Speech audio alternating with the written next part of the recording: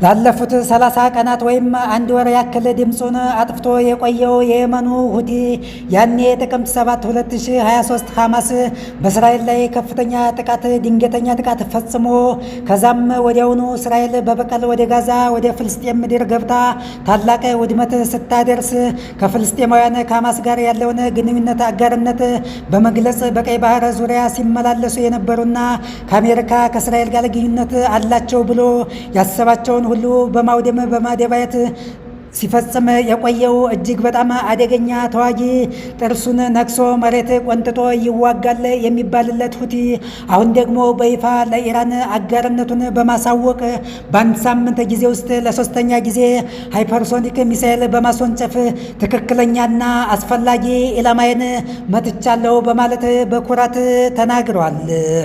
ከማያዋጣ ጉልበት እማኝ ናችሁ ይሻላል፣ አሊያም በሕግ አምላክ ይበጃል ይላል የሀገራችን ሰው። አሜሪካ ወለም ዘለም ጩኸት አብዝታለችና ይህ ጉዳይ እሷን ይመለከታል። እናስደምጣችኋለን። አብራችሁን ቆዩ። ሰላም ጤና ይስጥልን። እንደምን አላችሁ? ይህ መልካሙ ሚዲያ ነው። የዕለቱን ዓለም አቀፍ ዜና ትንታኔ ይዘንላችሁ መጥተናል። ተከታተሉን። በምስራቃዊው ዮርዳኖስ የሚገኘው አሜሪካ ለዘርፈ ብዙ ስትራቴጂካዊ እቅድ ለልዩ ተልዕኮና ትግበራ የምትጠቀምበት ሙዋፋቂ ሳልት የተባለው የጦር ቤዝ በኢራን ሚሳኤል ዶጋመድ ሆኗል፣ በእሳት ጋይቷል።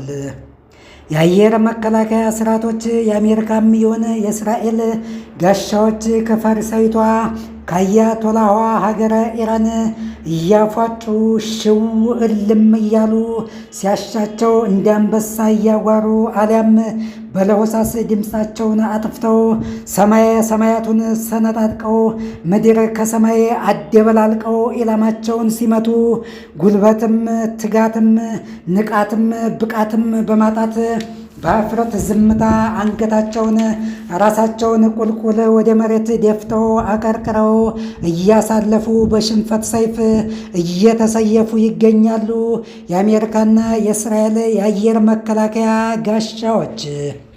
አሜሪካና እስራኤል የኢራንን ወታደራዊ፣ ፖለቲካዊ፣ ስነልቦናዊ አጠቃላይ ሚሳኤል ድሮን የመተኮስ አቅሟን በእጅጉ ቀንሰነዋል፣ አሽመድምደነዋል በማለት ቢናገሩም ቅሉ ዳሩ ግን ኢራን አሁንም ወደ እስራኤል መዲና ኢየሩሳሌም፣ ቴልአቪቭ የወደብ ከተማ ወደ ሆነችዋ ሃይፋ እየተኮሰች ዳርም የለሽ ውድመት እያደረሰች ትገኛለች።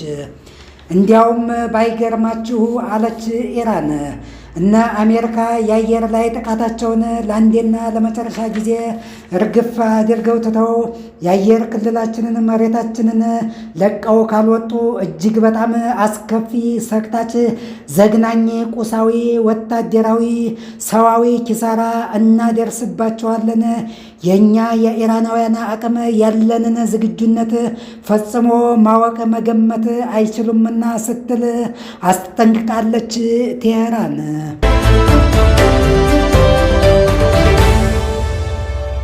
የእግረኛ ሰራዊታቸውንም ባይልኩ ለተልኮ ባያሰማሩ ይሻላቸዋል። አሊያ ግን አፈራችን፣ ግዛታችን፣ አብዮታዊ ዘባችን እሳት ነው፣ ይበላቸዋል፣ ያቃጥላቸዋል፣ ያነዳቸዋል፣ እንደ ቤርሙዳ ትሪያንግል ውጦ ያስቀራቸዋል በማለት የሚጎረብጥ ቀጠንጣና ጠንከር ቆፍጠን ያለ ቦምብ የሆነ ሀሳብ ዘባተሎ ልከዋል የኢራን ሹማምንት።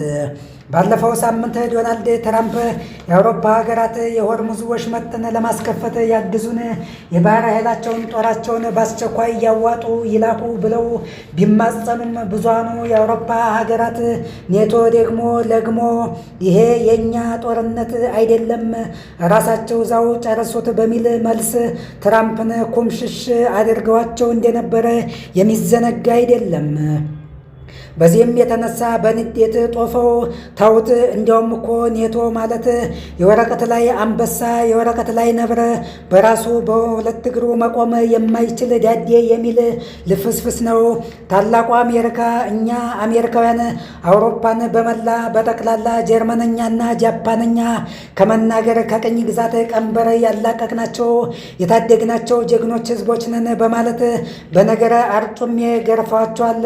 እንግሊዝ እንግሊዝ አሜሪካንን እንደገዛች ረስተውት ይሁን ወይም ሆድ ሲያውቅ ዶሮ ማታ እንዲሉ ነገሩን ዛሬ ደግሞ ከአንድ መሪ በማይጠበቅ ቋንቋ በወረደ ቃል የፈረንሳዩን ፕሬዝዳንት ኢማኑኤል ማክሮንን እርሱ ማለት በሚስቱ ጥፊ እንደ ምናምንቴ እየተወለወለ የሚኖር ተረግጦ የተቀመጠ ከጥፊ ህመሙ እና ከቁስሉ ገና ያላገገመ ጉደኛ ሰው ነው የሚል ጸያፍ ስድብ በመሰንዘር የመሪነት ክሽፈታቸውን አስመስክረዋል። በነገራችን ላይ ትራምፕ እንዳሰቡት አልሆነም። ጦርነቱ የገዛ ደጋፊዎቻቸው ሁሉ ሪፐብሊካን እየተቃወሙ ወደ አደባባይ አመፅም እየወጡ ነው። ይህ ጦርነት የእኛ ጦርነት አይደለም፣ የውክልና ጦርነት ነው፣ ለቀሽ ውጭ እያሉ ሀገራቸውን አሜሪካን የአሜሪካን ጦር እየወተወቱ ይገኛሉ አሜሪካውያን።